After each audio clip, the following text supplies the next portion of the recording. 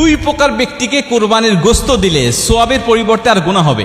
নবীজি সাল্লাল্লাহু আলাইহি ওয়াসাল্লাম কঠোরভাবে নিষেধ করেছেন এই দুই ব্যক্তিকে কোরবানির গোশত দেওয়ার জন্য, অথচ আমরা এদেরকে দিতে খুব বেশি আনন্দ ফিল করি এবং সোয়াব মনে করে তাদেরকে দেই। নবীজি সাল্লাল্লাহু আলাইহি ওয়াসাল্লাম নিষেধ করেছেন, বুখারী, মুসলিম এবং সিয়াসিত্তার অধিকাংশ কিতাবের মধ্যে এই হাদিসগুলো বর্ণনা করা হয়েছে, কিন্তু অধিকাংশ মানুষ আমরা জানি না এবং অনেকে জেনেও না জানার ভান করে বসে থাকি আমরা। হযরত আলী রাদিয়াল্লাহু তাআলা আনহু বলছেন, নবীজি সাল্লাল্লাহু আলাইহি ওয়াসাল্লাম বলছেন, তোমরা প্রথম নম্বরে কোনো কসাইকে মজুরি হিসাবে গোশত দিবে না। কসাইকে মজুরি হিসাবে গোশত দিলে আপনার সোয়াব তো হবেই না এবং গুনাহ হবে এবং কোরবানি বাতিল হয়ে যাওয়ার সম্ভাবনা আছে। কেন? কারণ আপনি কসাইকে নিযুক্ত করেছেন, আপনি অবশ্যই কসাইকে পারিশ্রমিক দিবেন, তবে গোশত নয়। আপনি যেই পশুটা কোরবানি দিয়েছেন এই পশুর থেকে আপনি মজুরি হিসাবে সেই কসাইকে দিবেন, এটা নবীজি সাল্লাল্লাহু আলাইহি ওয়াসাল্লাম কঠোরভাবে নিষেধ করেছেন।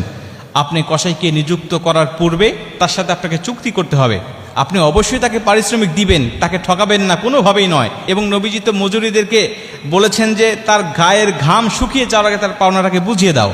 অতএব সেই নবী কখনোই তাদেরকে ঠকাবেন না।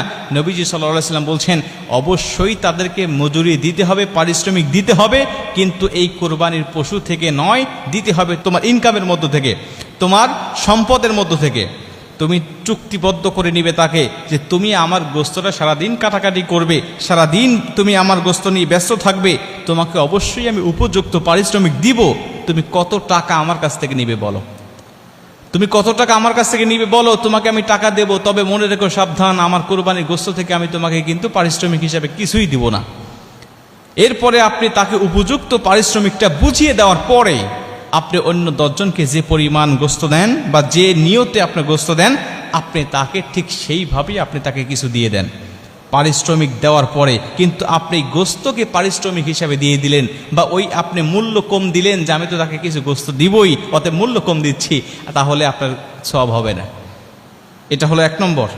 2 নম্বরে, যে ইমামকে দিয়ে বা যেই মানুষকে দিয়ে আপনি কোরবানির পশুটাকে আপনি জবাই করে নিয়েছেন, এই ইমামকে আপনি পারিশ্রমিক হিসাবে, সে জবাই করে দিয়েছে আমি তাকে গোশত দিয়ে দিলাম, না, এটা আপনি দিতে পারবেন না।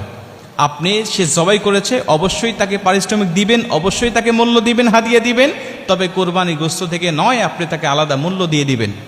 কিন্তু আমাদের সমাজ আমরা দেখতে পাই, সে সারাদিন কাটাকাটি করেছে বা সে আমার গরুটা জবাই করে দিয়েছে, তাকে মাথাটা দিয়ে দিলাম, তাকে পাটা দিয়ে দিলাম, তাকে ভুঁড়িটা দিয়ে দিলাম, এই অংশগুলোকে আমরা দিয়ে দিলাম, অথবা আমরা তাকে এখান থেকে 5 কেজি 10 কেজি গোশত তাকে আমি দিয়ে দিলাম। এটা আপনার ইচ্ছা মতো হবে না। আপনি এটা আল্লাহ রাস্তায় কোরবানি দিয়েছেন, এটা আপনার দায়িত্ব নয়, এই গোশত আপনি মালিক নয়, এটা আল্লাহ আপনাকে মেহমানদারি হিসাবে দিয়েছেন। আপনি কেন এটা নিজে পারিশ্রমিক হিসাবে সেখান থেকে অন্য মানুষকে আপনি দিবেন?